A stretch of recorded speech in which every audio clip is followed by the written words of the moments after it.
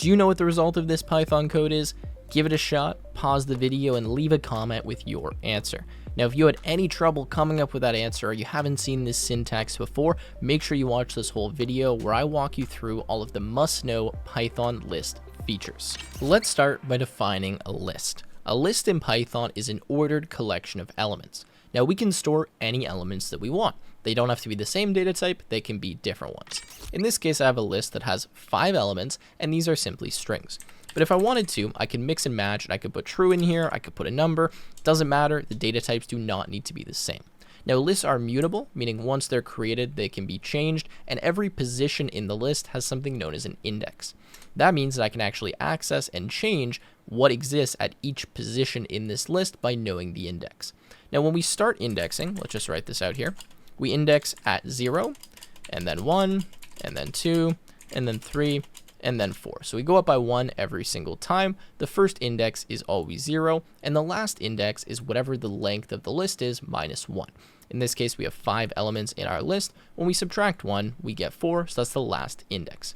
Now, if we want to use the indexes, we can do something like this, lst at index 0. If I decide to print this out, that is going to access for me the first element. Let's have a look here. I got to run this again, and you see that we have A. Now, if I put index 4, that will give us the last element, which is element E, or string E. Now, as well as accessing, we can modify by the index. So if I said lst0 is equal to some big number like this, and then I go ahead and print lst and run my code, you see that now we've actually modified the list and changed it and replaced A with this large number. Great. That's the basics on indexing. Now, as well as indexing from the beginning of the list, we can index from the end of the list. So check this out. We actually have -5, -4, if we can type this correctly, -3, -2, and -1 as valid indexes relative to the end of the list. So to grab the last element, we use -1, second last element, -2, third last element, -3, so on and so forth.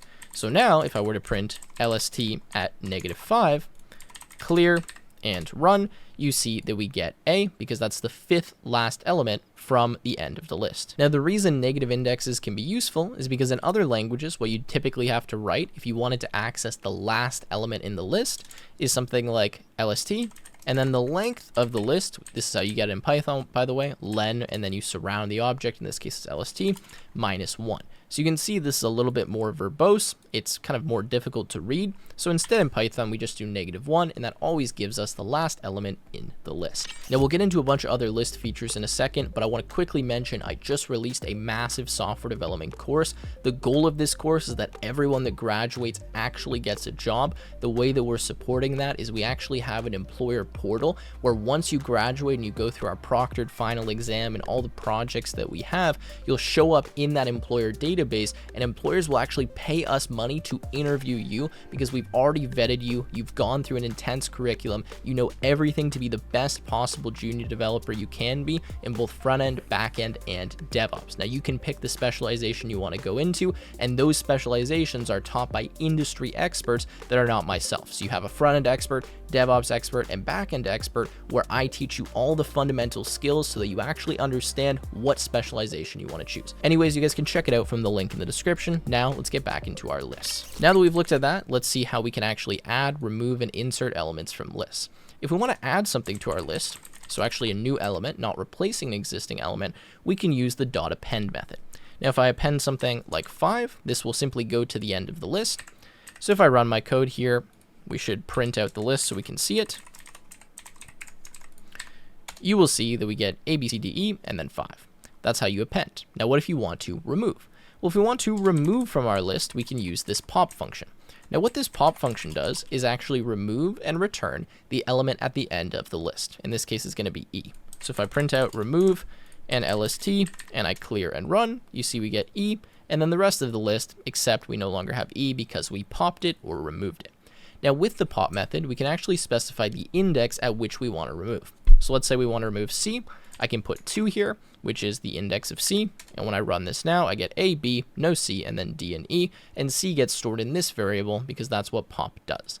Now, let's say we don't actually know the index of the element we want to remove. If that's the case, we can remove the element based on its value by using the remove function.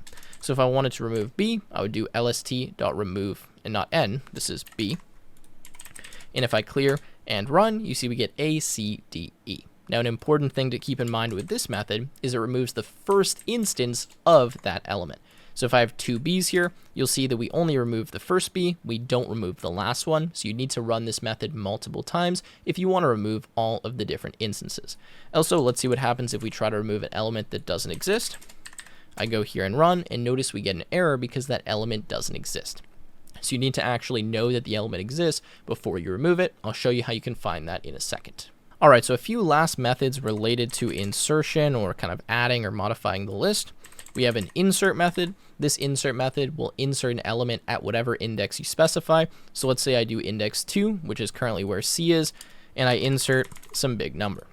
Well, now when I run my code, notice I get A, B, and then I index 2, this new element, and the rest of the elements get shifted over to the right in the list. That's great. Now, one other thing to show you here, let's see what happens if I append another list. So maybe I have a list that has the elements 1, 2. Well, if I clear and run here, notice that this actually gets added as its own element. So the last index is specifying this list. This is known as nesting lists. We'll look at that in a second. Sometimes, though, you don't actually want this behavior. You want to take both 1 and 2, and you want to put them in the list as individual elements. If that's the case, you can use this extend function. Now, the extend function will take all of the elements in the iterable object that you specify, in this case, it's a list, and add them as individual elements in the list. So if I run this, notice we get A, B, C, D, E, B, and then 1 and 2, which are the elements that existed inside of this list. Now that we've discussed that, I want to talk about something known as mutability. Now, lists are mutable. That means we can modify them once they've been created. Now, this is in contrast to immutable objects like a tuple. So in Python, we have tuples. These are using regular parentheses, and you'll notice that if I go to my tuple and I do something like tuple at index 0 is equal to 100, and I run my code, we actually get an error, and it says tuple object does not support item assignment.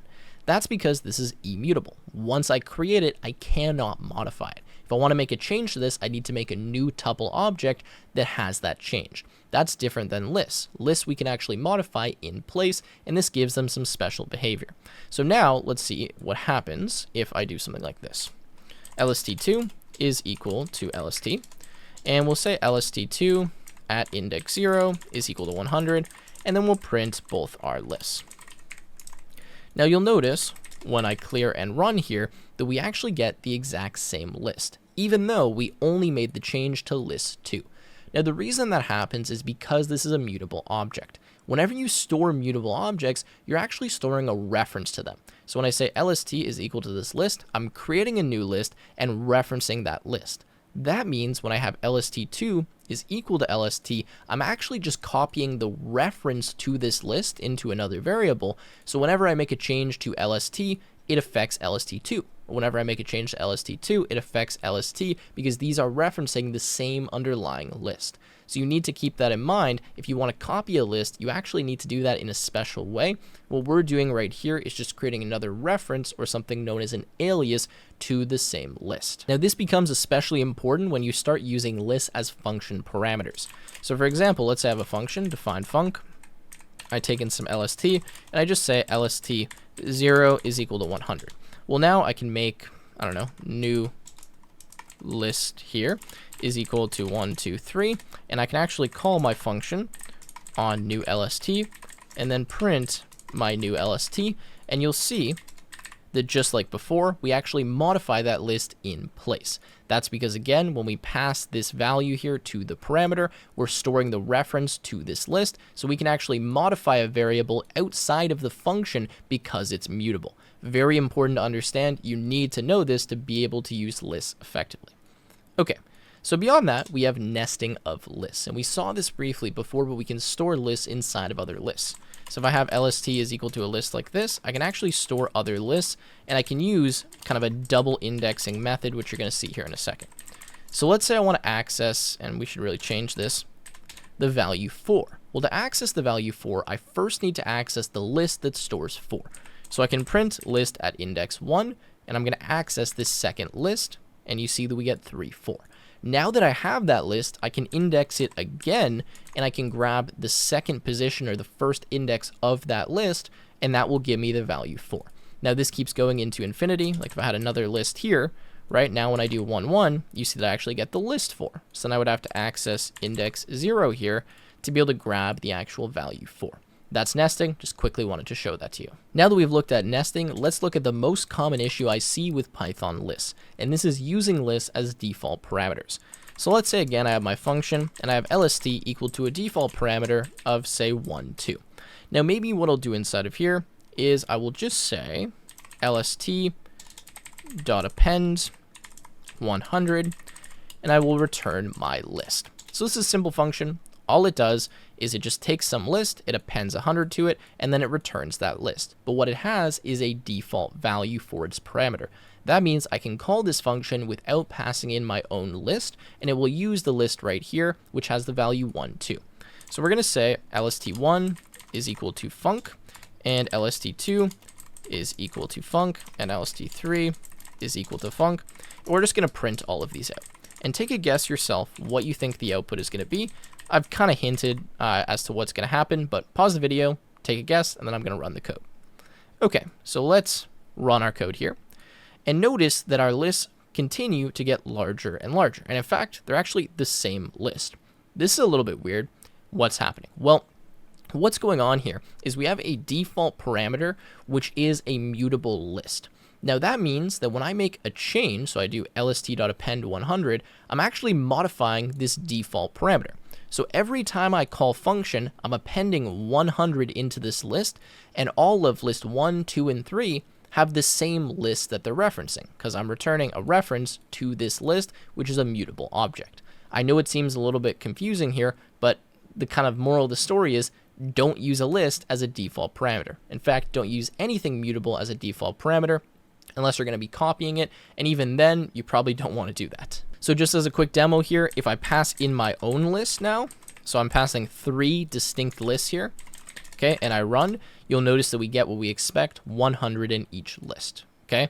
Whereas if I do something like A is equal to this, and then I pass A here, okay, so A, and A, you'll notice that we get the exact same list 3 times, again, because we're appending to A every single time because this is a mutable object. Now that we've got into that, let's talk about slicing, which is one of my favorite features of lists. Now a slice is essentially like a for loop in Python, but for iterating or grabbing values out of a list.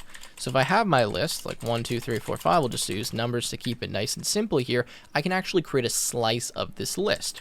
So I can say print lst, I can do my square bracket syntax, and now I have the ability to use up to 2 colons. Now, bear with me here, there's a few things that you need to remember. So first of all, I can use 1 colon. Now, when I use 1 colon right here, what this actually does is create a copy of the list. We're going to look at that in 1 second, I promise. Now, the first kind of thing to the left of the colon, so the left of the colon here, when you don't put anything there, that indicates to start at the beginning of the list. When you don't put anything to the right of the colon, that indicates to go to the end of the list, including the last element.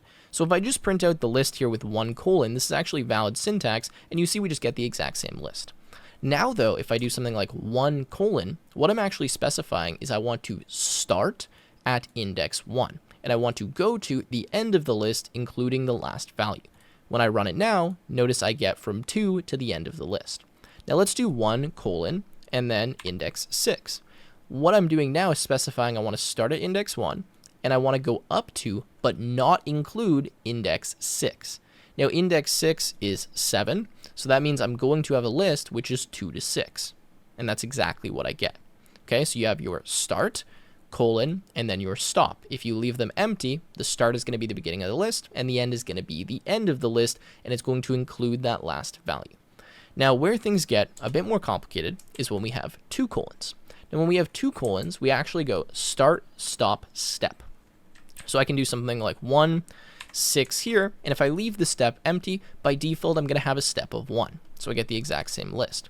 But if I put a 2 here, I'm actually specifying that I want to step over every second element. So now, when I run my code, I get 2, 4, 6. So I skip every second element. This is similar to a for loop, where you set I equal to some value, you go up to some value, and then you increment by some step. In this case, the step we're using is 2. Now, slices can get pretty complicated, and you can actually use negative values in slices. So let's say I have a colon, and then I do -1. Well, what do you think we're going to get here? Let's run this, and notice that we actually get the entire list minus the last element, because we go up to everything but the last element. Whereas, if I put a -1 here as my start, you'll see that we just get the last element in this list of the slice. Now, one little trick you can use is you can actually step negative. So I can do : -1. Now, this is actually a very fast way to reverse a list in Python. When I do this, you'll actually see that we get the entire list reversed. Okay, we're starting at the beginning, going to the end, but stepping -1, so stepping backwards, which kind of goes circularly. I won't really explain this much more in depth, but ::(-1) will reverse the list for you, okay? You can do all kinds of interesting things here with a slice. Now, just as a last example here with our slice, we can actually modify segments of a slice. So let's say I do something like 2:4. I can actually make this equal to a list with just one element inside. When I run my code now, if I print out LST, you'll see that what I've done here is I've inserted 1 in position of the slice from 2 to 4. Now, to make this more clear, we can do like 1,000, 1,000, and you'll see that I've essentially replaced what happens in this slice with whatever I put here. So now we're going to go through some of the more useful methods that you can use on lists. First of all, I want to show you how you can determine if something is inside of a list. To do that, we can say contains is equal to, and then something like 2 in LST. Now, this in operator simply tells us if whatever the value is on the left-hand side is contained inside of the iterable. In this case, it's a list. So if I print contains, you can see that we get true, indicating that 2 does indeed exist. Now, let's say that you don't know what elements are inside of the list, and you first want to check if something exists inside the list. Okay, I found 2, it exists. Maybe now what I want is the index of value 2. Well, what I can do now is actually grab the index by using the index method. I can say lst.index and then 2. And now I can bring contains and index, and it will tell me the index of element 2, which is 1. Now, a few other useful methods we can use are the count method. So for example, I can go here and say print lst.count, and I can count 3. And if I clear and run, you see that it tells me we have 2 instances of 3 inside of the list. Now, as well as those, we can also sort our list. So I can say lst.sort. Now, what this is going to do is perform an in-place sort. That means it's actually going to modify the list, change all of the elements to be in the correct position. So this is kind of interesting. If I print out lst.sort, you'll actually see that we get none. The reason we get none is because this method doesn't return anything. It actually just sorts the list for us. So if I do another print statement here, and now I print lst, okay, you can see that now we get the list in ascending order. Now we can also specify if we want it in descending order. I believe we can say descend is equal to true. I think that's the correct, oh no, sorry, it's reverse equals true. Okay, reverse equals true. If we do that, now it's going to sort it in descending order, so we get from 8 all the way down to 1. So that is sorting. Now, as well as sorting, we can actually reverse a list. So same thing here, I can say list.reverse. Now again, this is going to happen in place, so notice it returns none, and it reverses the list for us. Now, as well as those sort and reverse methods, we also have functions that will do this that actually return new objects to us. So what I can do is actually wrap my list here in sorted, and now if I print out sorted and then I print my list like this, you'll notice that it actually doesn't modify my original list. It returns a new list, which is the sorted version of this list. So very interesting to see that. Now, as well as sorted, we have reversed. Same thing, and we'll return a new instance that does not modify the list in place. Now, this is giving us something known as an iterator. If we wanted to convert this to an actual list, we would just wrap this in list. Not going to dive into that too much. Okay, beyond that, I did promise you I was going to show you how to make a copy of a list. Few ways to do this, but the most common is to use the slice operation. So I can say list2 is equal to lst and then simply do a single colon. Now if I do lst at 0 is equal to a big number, and then I print my list and my list2, you'll see that these are now different lists because we made a copy of the original list. So notice we've only modified list2. We did not modify list1 because we made a copy here using this slice operator. All right, so one more cool thing to show you here is something known as the zip function. let's say we have two lists here, names and ages, and they actually have corresponding indices, right? So the ages at index 0 correspond with the name at index 0. Well, we can actually use a function called zip. So I can zip these together. I'll just say zipped. If I can fix my cap locks here. What is going on? Caps? Okay. Zipped is equal to zip.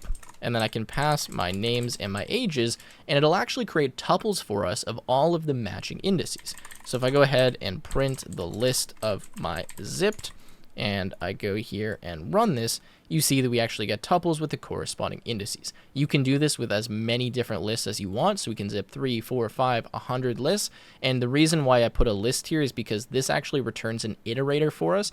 An iterator is something that we can loop over, but if we want to get all of the values in just a human readable form, we do have to convert it to a list. So now that we've looked at zip, last really cool thing to show you here is list comprehensions. You've probably seen this before, but this is one of the coolest parts of Python, where what I can do is write a list, and I can actually populate the list by using something known as a comprehension. So I can do something like x for x in range 10. Now, if I go here and print out my list, you will see that when I run this, I get 0 through 9. Now I can even make this a bit cooler. I can say x for x in range 10 if x mod 2 is equal to 0. Now this is just going to give me all the even numbers, including 0. I could go much further into how to do this. You can also have list comprehensions of list comprehensions. So I can actually just make this like that. And this isn't going to be that useful. Let's take this. So x for x there, for underscore in range 5. Now, it's a bit difficult to read this. Let's zoom out a little bit. What this is going to do for us is give us a list of even numbers 5 times. So now when I run this, you can see we get a nested list comprehension. The syntax is like I have here. You kind of can pause and parse it and see exactly how it works, but I don't want to make the video too long here and continue going on about this. Anyways, really cool. You can do list comprehensions and you can write all kinds of wild syntax in Python. If you want to learn more, you should subscribe to my channel because I have a lot more Python content. Anyways, I'm going to wrap it up here. If you guys enjoyed, leave a like, subscribe, and I will see you in the next one.